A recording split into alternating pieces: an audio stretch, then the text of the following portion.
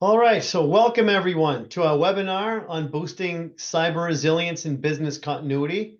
Today, I'm happy to be talking about how VAST Data and Superna's latest partnership and integration can help enhance the security posture of your organization in the face of evolving threats like ransomware. So this integrated, unified approach to cybersecurity can help not only detect and neutralize threats in real time, but it also gives you rapid recovery to keep your operations running smoothly. And lastly, I just want to point out that while defense is an important aspect of this solution, it's important to understand that this solution also empowers you to take proactive measures to avoid threats altogether and also equip you with the confidence needed to make the most intelligent recoveries so you can protect both the data and reputation of your business. So before we get started, just some, of course, my PowerPoint is not behaving, just some logistical things to cover. We have deep subject matter experts on the line from both Superna and from the VAST side. We like to keep these as interactive and as technical as possible. We really hope and we're optimistic that we're going to hear from you. And if you have any questions, if you have any comments, please use the Q&A section of Zoom webinars, and we'll do our very best to get back to you as quickly as possible. Secondly, throughout the webinar, we have 2 or 3 very short and simple poll questions planned. And we kindly ask that you take a moment to read through the questions and give us your input. It's going to be multiple choice, and we really appreciate your insights as it really helps us better understand your views and your thoughts and your experiences with the questions that we ask. So thank you for your attention to those. So I'm honored. First, I just realized I didn't introduce myself. So I'm Mike Pacheco, Senior Product Marketing Manager. I'm with VAST Data. I'm honored to be joined by this rockstar panel of speakers. We have our 2 partners from Superna, Andrew McKay and Derek Manning. Andrew, can you take a brief moment and tell us a bit about yourself? Sure. Andrew McKay, I'm the CTO and CSO of Superna. I'm in year 15, so happy to be here and talk about my favorite topic these days. Thank you very much, Andrew. It's a pleasure to have you. Derek, can you please tell us a bit about yourself? Sure, yeah. Derek Manning, Vice President of Global Presales here at Superna, beginning year 13. Worked with Andrew for a number of years before here as well. But former storage admin, CIO, IT specialist, and principal product architect, and now here to speak to you about our solutions. Wonderful, Derek, and it's a pleasure to have you as well. Thank you for your support. And Niloy, of course, he's our Director of Solution Engineering. Niloy, can you introduce yourself? Yeah, absolutely. Thank you very much for having me today, and to our guests from Superna. So I lead AHP Solutions Engineering at VAST. We are privileged to be having a tremendous amount of success in that space. And part of what we are hearing for our customers is the need for more enterprise capabilities that can promote the resilience of our solutions. And so hence the partnership with Superna, and looking forward to the conversation today. Thank you very much, Niloy. So without further ado, let's kick things off. And Andrew, can you take us away? Yeah, I'm not going to read all this to everyone, but it's a good proof point that the approach over the last many years to preventing ransomware needs improvement. I think there's more per day showing up in the news than ever before. So clearly, a modern approach to cybersecurity and reducing impact on data is needed. And so data. Well, the attackers want your data. They don't want your switches, your routers, your firewalls. So it just made sense to us, and working with VAST, that why don't we look at a solution that addresses data security at the data layer, and let's see what we can do there to get rid of all these news alerts about another ransomware attack. So that's what we're going to be talking about today.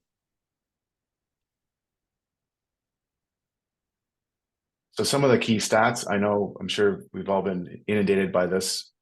It's increasing. I'm sure 2024 is on the same trajectory that 2023 was. What's some of the interesting things that are happening? There's obviously ransomware, but there's now data exfiltration. So you now have to worry about more things than you ever did before. And the numbers are staggering in that the bad actors out there are making money. And as long as they're making money, this will not stop. So if you look at your insurance premiums for cyber insurance, they're going up. Maybe an approach is spend some of that insurance money on better protecting your infrastructure. And so we think that this is a great way to mitigate the cost of ransomware by spending in the one area the attackers are attacking, which is your data.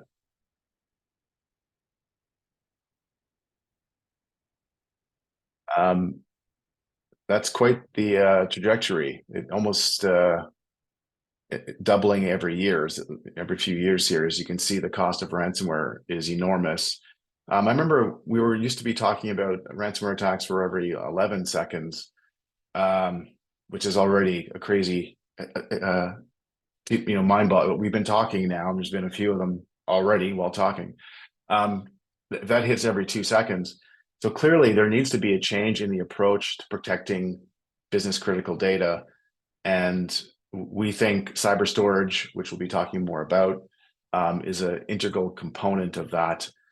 In addition to that, though, the attackers automate the attack. So you need to automate your defense. And defense is not a great term. Defense means passive. You need to be on offense. And offensive detection is what we're going to talk about here, because defense, we've been playing defense for years and it hasn't worked out that well. So let's go on offense. And so we're going to spend some time talking about what offensive cyber storage protection looks like. So, what does your environment look like? Well, every environment has endpoint protection. That's been around, I think, since we had the first computer. So endpoint protection software is not new. Network security, also not new. It's been there for years. Application layer security, also not new. What's missing? Security at the data layer. It seems to be the forgotten layer, and we're here to solve that problem. So what if you took all the security software and solutions at each of these layers and added a new layer of security, and then you orchestrated all of the layers to coordinate the active defense of your data? What would that look like? And again, that's the point of this conversation. We're going to talk through the how do you do that, and what are the benefits by doing that operationally. And I use the word operations. Operationally, you need to get really good at orchestrating across all your layers. That's how you're going to be successful.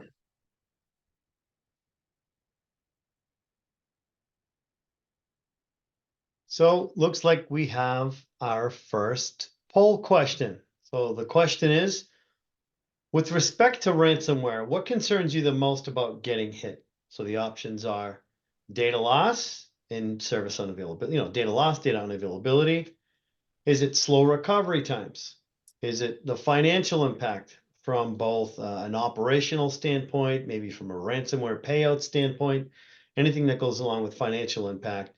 And lastly, reputational damage. Maybe your reputation as an admin, as an IT director, as a VP. Maybe it's the reputation of your business. Nobody wants to be in the headlines. So I'm watching some of the responses come in here. Go ahead and share those. Yeah. Yep, absolutely. Unsurprisingly, is it sharing, Eloy? It is not at the moment. Oh, it's not? Okay, let me try again. There you go. Okay. Yeah. So, unsurprisingly, data loss reigns supreme. I guess I am a little surprised about recovery time not being more prevalent than it is. But yeah, what do you guys think? I am as well. I thought those two would be in a tie. But it's good to see that those that are joining a storage-based webinar care about the data. That's good.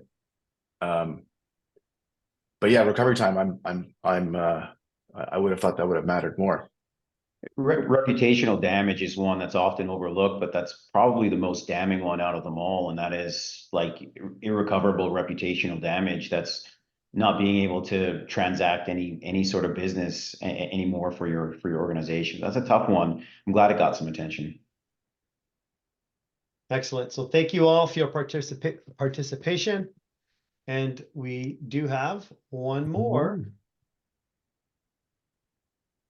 poll question. So with respect to protecting your data, which we've now brushed upon and talk about the need for protection at the data layer, as Andrew was taking us through. What aspect of data protection from this list are you more concerned about? Is it more about, I want to know when I'm hit, I want to know what's impacted? Is it more about the detection? Is it more about, well, I know my data is protected, I back up my data, protect my data, but is it the recovery? Maybe you have too much, or maybe you have, slow bandwidth, or maybe you're using tapes and you're worried about the, moving data from point B back to point A. Or maybe it's, you have a storage team and a network team and a security team and a network operations team, and they all use different tools. Is it more about ensuring that all teams are, on high alert and that they know what the impact is and how to respond? Is it integration with those sort of tools? Or is it having the visibility into these operations, like being able to talk about the who, what, when, where, and how, like monitoring operations? So I'm going to share the results on that. Yeah, interesting to see the tie between detection and recovery speed, right? I think for many of us on the vendor side, our argument would be that the faster and more effectively you can detect, the faster you can recover, right? So, it's going to be part of the conversation we're going to have today. Certainly from a VAST perspective, we're very good at the recovery speed piece of it, but I think that the focus on today's conversation is really going to be on early detection and blast radius minimization, so that your recovery is also fast in that aspect. Yeah, All right. integration with security tools actually being as low as it is interesting as well. I think that'll change. I'd like to see this poll again in 1 year's time, but I think a lot of folks don't consider the power of integrations and what that does in actually leading to quicker detections by alerting other teams simultaneously, and also leading to quicker recovery speed. So we got some content coming up that touches on some of the integrations that we're working on. So pretty interesting stat there. Well, thanks again, everyone, for taking a moment to answer our second poll. All right, so moving right along. Yeah, so I've been using the word cyber storage. I did not invent that. It is a phrase, a segment of the market in security that Gartner has tracked. And they did this 2 years ago. And Superna is part of this cyber storage segment that's tracked. What's important about it, it's a recognition that the security ecosystem has not addressed one of the most important layers of the infrastructure that stores your data. And so they define it as a way to provide active defense in order to detect early an attack that's in progress and take action against the attacker, ultimately with the goal of protecting the data through snapshots, aiding in the ability to recover the data, and completing the entire life cycle of detect, respond, and recover. So now that this is being tracked, it allows more attention at the importance of protecting your data at the data layer. And we'll be referring to cyber storage throughout the slides. So it's important to understand what that is, but this is a now recognized area of security that needs solutions, and you should consider this as a core component of your overall cyber storage or cyber investment. So when it comes to the integrated response, I want to come back to that poll. The goal is obviously to protect the data. We could assume one scenario where the data platform detects the anomaly first, but in many cases, other security tools have indicators of compromise, or I'll call it an IOC. It could be endpoint protection. It could be a spam phishing gateway. There could be indicators of an attack from many other security tools. Imagine a phishing alert where the user's credentials get phished and they're compromised. That might be known to the security tools long before the attack is launched. If the security tools and platforms have the ability to protect the data, with an integrated response, you could generate proactive snapshots and possibly lock out the user from the data who's been phished. You may very well protect the attack completely by extending the value of cyber storage into the security tools through integrations. So this is about getting information into the tools that are being monitored by security professionals that may have early indications of an attack, and their job is to help protect the data. Cyber storage is a way to extend that protection into the security layer so that early indications like phishing, spam, gateways, or other tools that have early indications of a problem, they can get those critical snapshots in place. They can fence the users off the storage. And so this strategy is all about getting bidirectional information. Let the storage inform the security tools of a problem. Let the security professionals act on the storage layer without understanding the storage layer in a way that they can protect the data. So the idea is to get bidirectional integration into the security tools of your SIEM, your SOAR, and organizationally allow the security team to help participate in data protection. So that's ultimately the goal of the integration strategy. So what information does the storage layer have that the security tools need? The usernames, the list of infected files, list of SMB shares or NFS exports, list of snapshots, and vital is the IP address of the affected machine. That's information that the storage layer security has and can provide into the security layer. So now if I'm a security operations person, I can go out to that endpoint and isolate it from the network proactively. I can't do that if I don't have an IP address. If I have a username in my phishing software, then what do I do with that? Well, I could disable their AD account, but that doesn't protect your storage. So this is a list of critical things that only the storage layer can provide into the security infrastructure so that SecOps can make a better decision as what to do.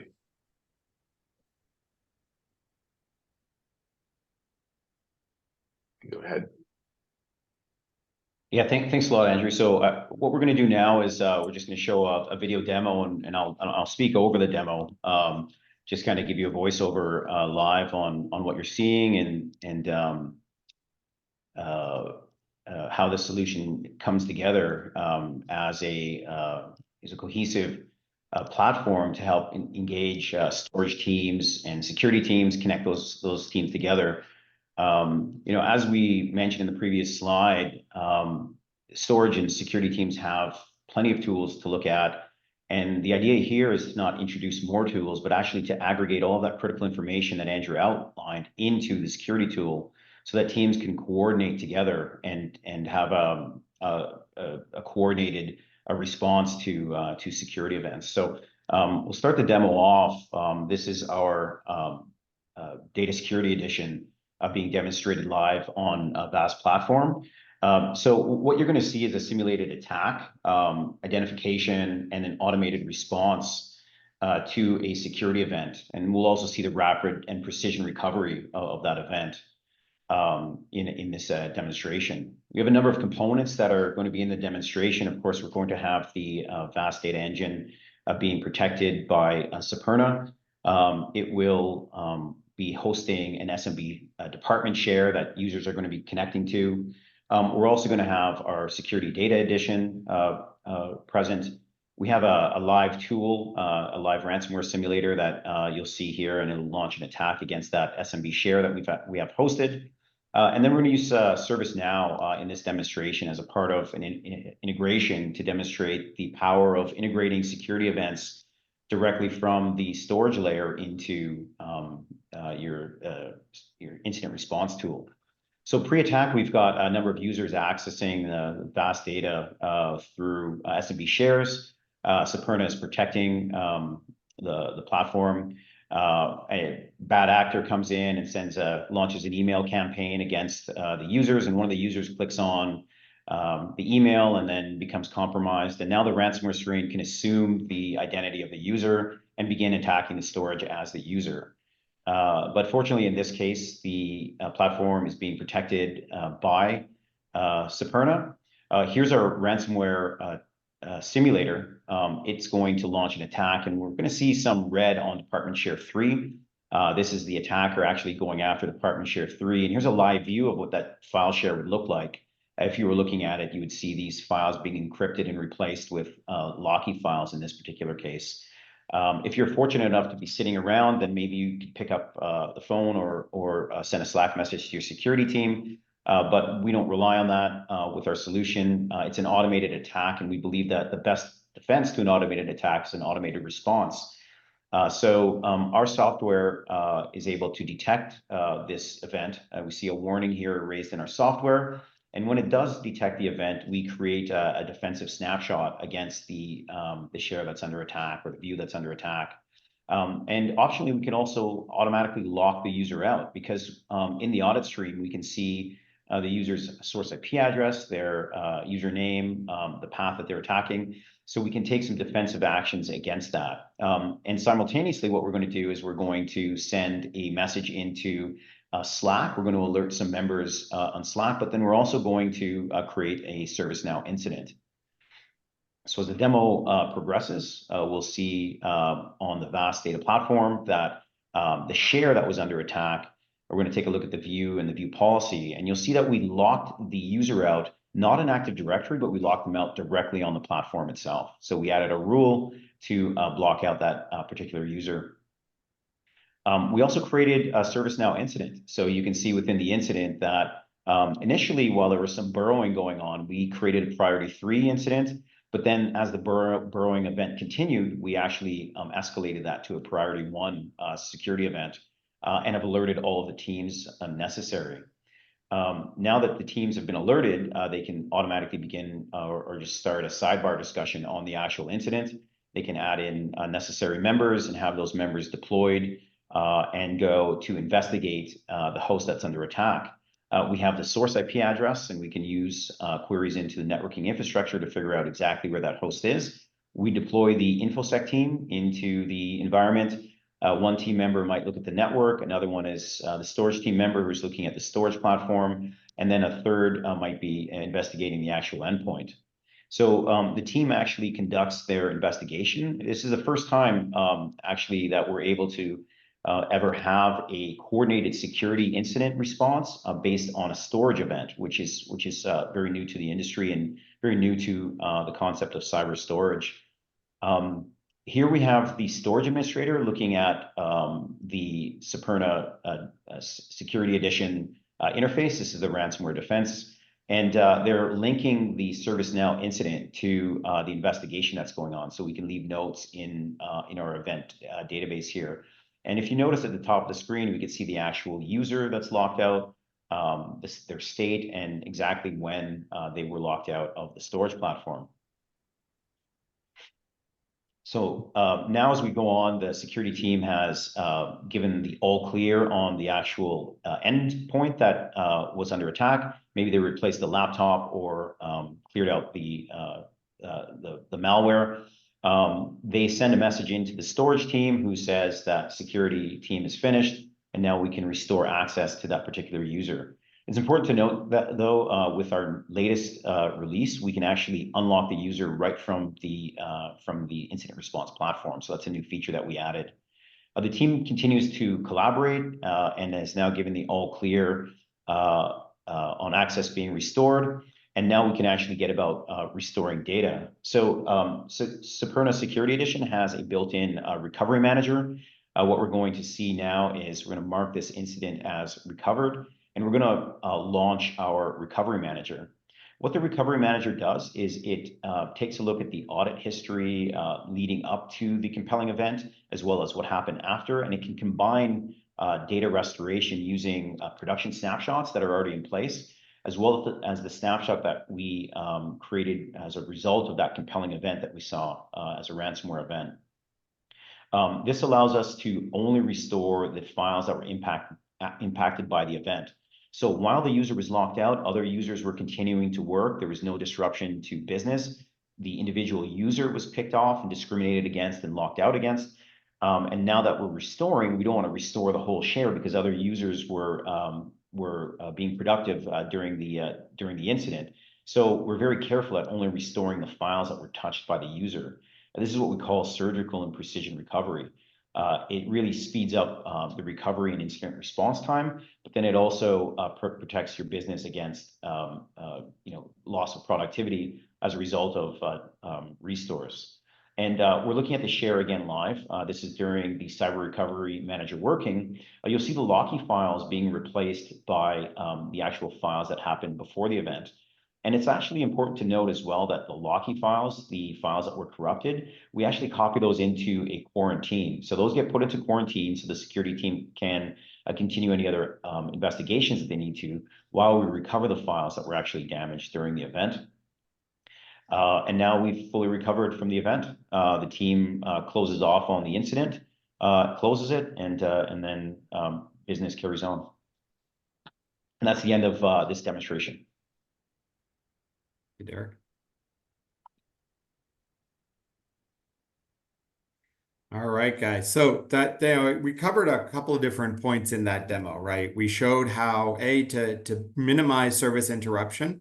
All of the other services were still maintained while that happened, while the incident happened. And we also minimized data loss, right? We were very selective as to, assuming normal business was still continuing while that threat was going on, we were very selective in minimizing as much, the data loss as much as possible. So part of this comes down to, obviously there's a couple of different ways to do this. So specifically, why VAST, right? How does VAST capabilities with Superna provide the best of breed solution for this problem space? The reality is the problem space is a ever expanding scenario, right? With the advent of AI, there are many AI generated threats that are now getting created. And so what you need, to counter that approach is a AI and ML based approach that is able to keep up with the number of new threats and the new inventive approaches that the attackers come up with every day. Now, specifically when it comes to VAST, one of the unique aspects of what VAST can do is we have this concept of a data catalog, right? And the VAST catalog enables a product like Superna to understand the activities going on across billions of files, across exabytes of capacity, with a relatively lightweight platform on their side, right? So Superna is able to focus on the behavioral analytics, right? Never having to ever open a file or actually, sit in line with the operation somebody is doing.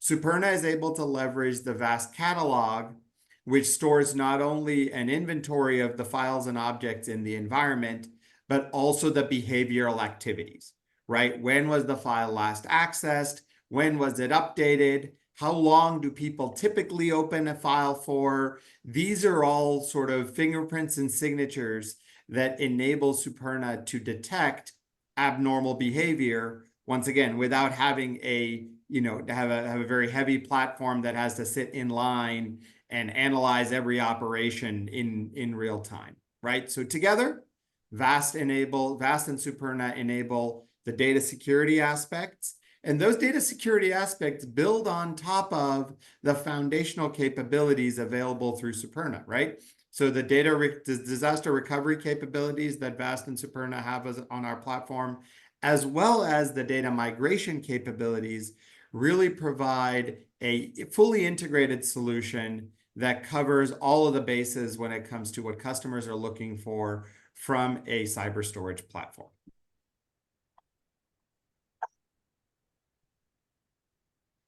And as we kind of talked about, one of the keys here is that we do integrate into those security platforms, right? As one of the slides said previously, the last thing any customer wants, especially the security team, wants is yet another pane of glass to look at, right? So one of the key things here is that the data-related activities, not only does the integration enable essentially a relative autopilot of sorts, right? Where this platform is passively monitoring, reacting to threats without needing any human intervention, as you saw in Derek's demo. But most importantly, these are the indicators that are coming from the data platform are being integrated through Superna into the overall security solution that you or your customers are leveraging, right? And so this is very important. Once again, going back to all of the different threat vectors that we see out there and new and emerging threat approaches, making sure that the data from the endpoint, the data from the network side, the data from the application side, as well as the data layer itself, all of those indicators are being correlated in a single location, right? And that is what these integrations enable. That's a good point. Just to touch on that 1 second, is that as events flow into a security tool, storage is one layer, but there's many layers of events, and something needs to correlate. And correlation happens best if the source IP address and the user are provided. Those are the two most valuable things to help those security tools take events from multiple areas of the infrastructure and then group them together as a single incident. So just highlighting that user and IP are vital for that correlation to happen.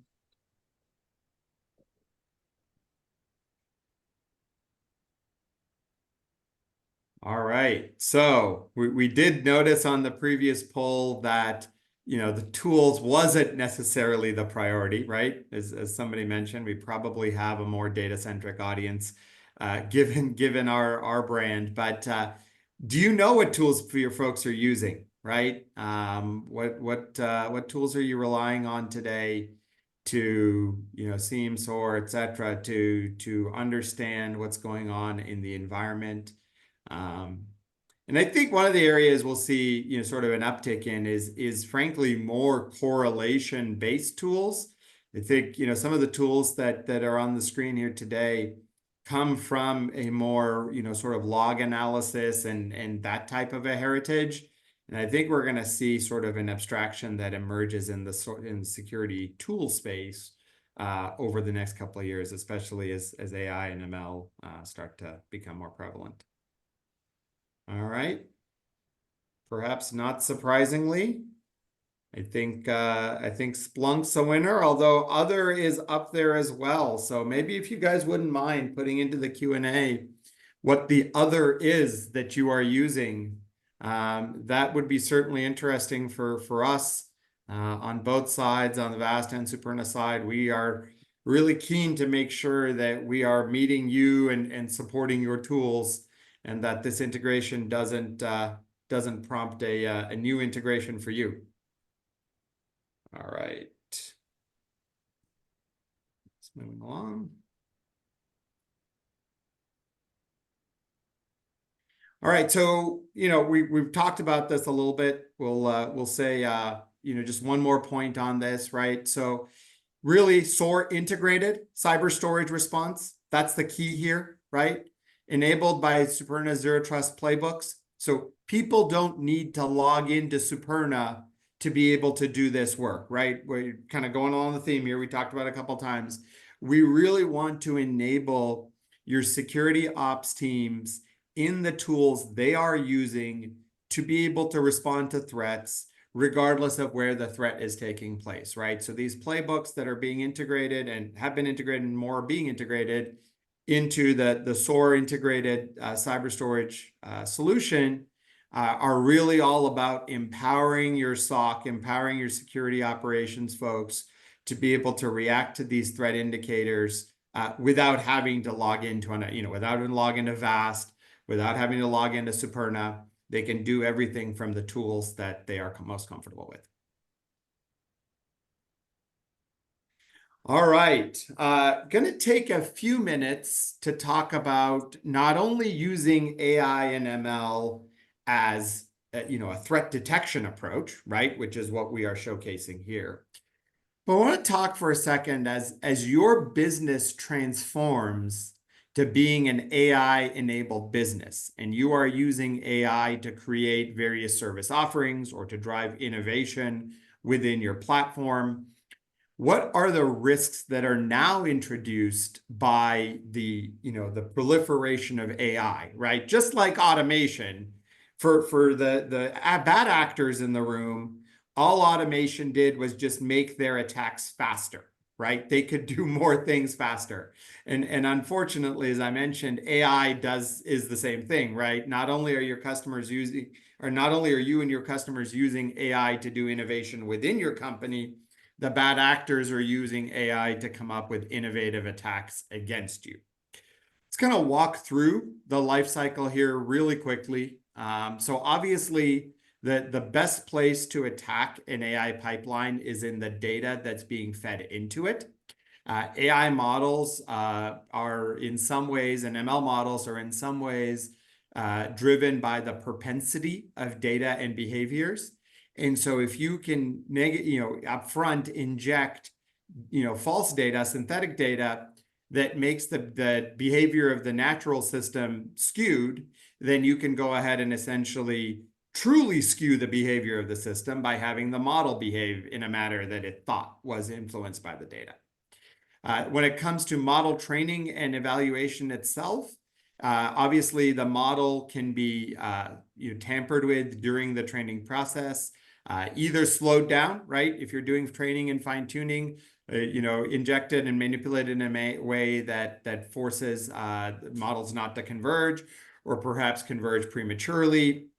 And then the biggest aspect, right, by far is on the inference side, right? Once these models are deployed, bad actors are going to come up with in an unimaginable number of ways to try and extract source data or data they wouldn't otherwise have access to, right? Because these models are not only being trained and fine-tuned on your data, but they're also typically tied into some sort of a retrieval system that is going to enable you to either take, dense data sets like vector databases or sparse data sets like, structured data and expose that through the AI system. Well, the bad actors are going to try and use that AI system to get access to information that they weren't otherwise able to get access to by compromising the inference layer. Next slide. So what can we do about it, right? At the end of the day, there are a few aspects that, we've already touched on, but I think become especially important in the realm of AI, right? So first of all, it starts with sending anomalous data and access behavior, right? For example, a very simple one. If you're not using synthetic data today in your model training, and all of a sudden synthetic data starts showing up in your source repositories that are being used, that's a big red flag, right? And it's a very, very easy one, frankly, because most folks are not using synthetic data today, right?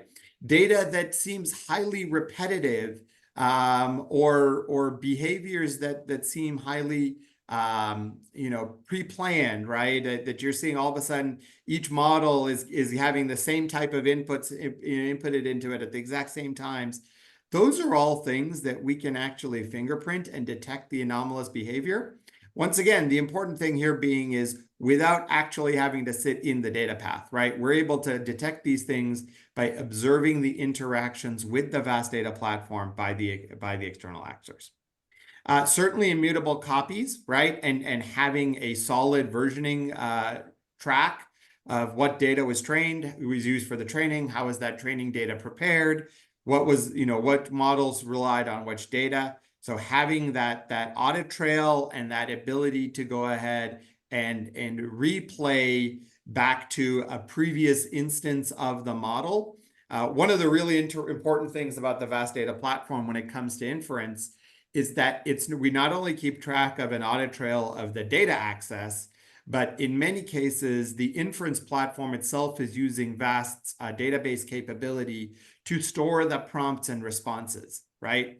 So something we can do, something the SOC can do with an integration like Superna, is they can go ahead and identify, if they see suspicious behavior, they can very easily replay a set of responses that the model would have provided, say, a few months back, compare the responses that were stored in the record to the responses the model is now providing, and easily understand, hey, is that my model still behaving the way we would expect it to behave, right?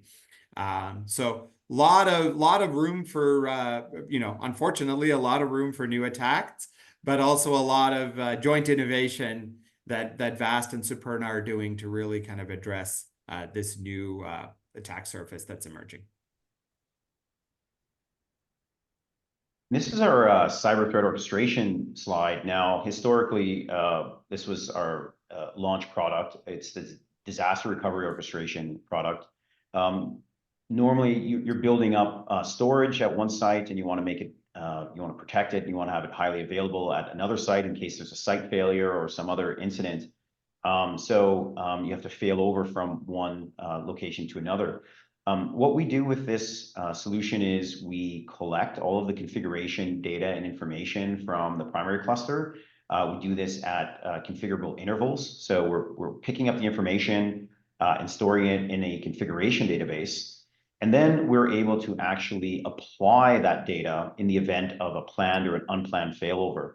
So there are situations where you want to test your failover capabilities. You want to run a simulation of failing data over from one location to another. Normally that involves a number of steps, quite manual.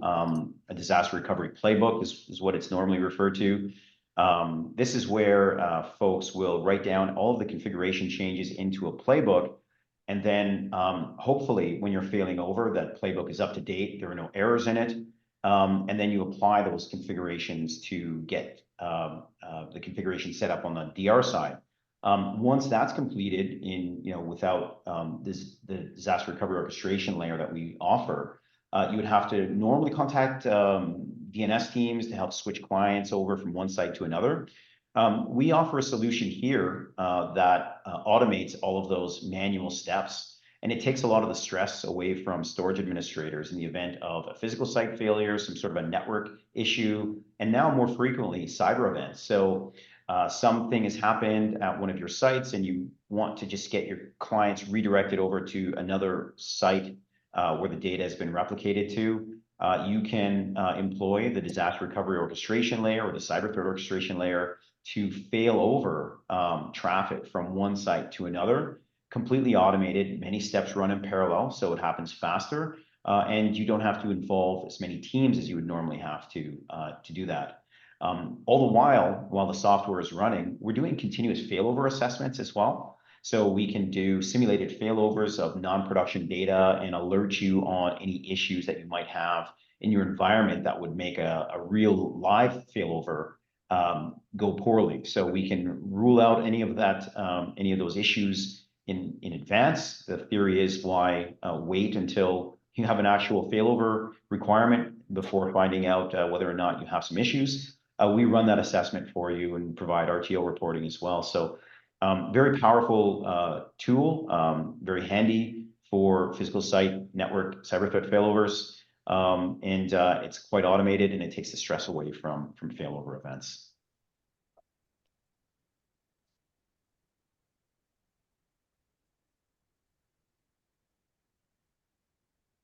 Great. Nice. So Andrew, Derek, Niloy, that was awesome. That was information packed. I love the demo. I love the slides. I love the storyline. I've seen a bunch of questions come in to Q&A, most of which have been answered. I mean, generally during this time, we like to open it up for additional questions. I do see one remaining question. If they, so it looks like we do still have some time to answer another question or two. So this question is, are you able to recover to and from the public cloud? Are you able to recover to and from the public cloud?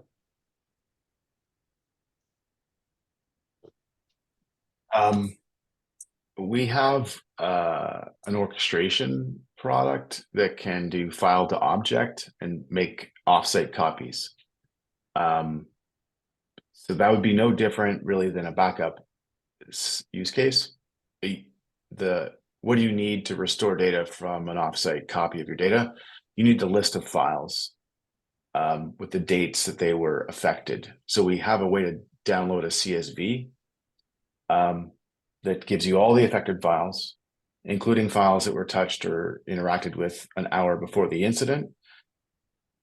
You can take that and use that with any backup software, including offsite backups in the cloud. Our automated recovery capabilities are built around snapshots on the storage device. So the only time, and those are immutable in the case of VAST. So the only time we would actually need to go outside the array is if the snapshot was gone and expired. Given the ability to store the snapshots efficiently, that would probably be a rare scenario. But in any event, we still give you the list of files that if for some reason the snapshots don't contain the data that you need for restore purposes, you can take that list and go off to any offsite backup tool that's or any tool that's backing up your data with a catalog. So we would suggest that would be the option. There are several approaches, right? So from a VAST standpoint, we do run in the public cloud. We also have a S3 bucket integration that we can take data that sits on the VAST platform and offload it through an S3 bucket. So there are several approaches, right? As Andrew kind of said, it's not today a sort of push button, pre-canned playbook or integration. It is more of a architecture where we will we'll work with you, determine your objectives. But there are certainly options to leverage public cloud if you're using public cloud for DR or a third site type scenario. There are certainly options on how we could help automate that. Thank you. And coincidentally, looks like we have two people asking very, very similar questions. I'm astounded. The question is, well, it looks like one may have been answered. Andrew's busy typing away here in the background while I was talking. Does your offering? Oh, sorry. The question was, does your offering work? Does this offering work in an air-gapped, off-internet location, such as a classified space, SC-ADA networks, etc.? And we also have another question, which is basically a different version of that. So, does your solution work air-gapped, isolated networks? So, we have building blocks where customers can integrate our intelligence to any data replication strategy. So, our Zero Trust API, I'll give you an example with our own product. Our own product that does data orchestration, it checks with the security software first to see, is it safe for me to replicate my data? If it's not safe, then our orchestration product stops replicating. That's not an air gap per se, but what I'm suggesting is that we have the building blocks where if you're replicating your data anywhere or to the cloud, that you can leverage our Zero Trust capability to get intelligent data orchestration decision-making in your own solutions. So if you are doing an offsite copy of your data somehow, we have the ability to integrate with our API so that you can make better decisions as when it's okay to replicate or not replicate. So, so we have the infrastructure to assist with a solution that might be needed to make an offline or internet-based copy of your data.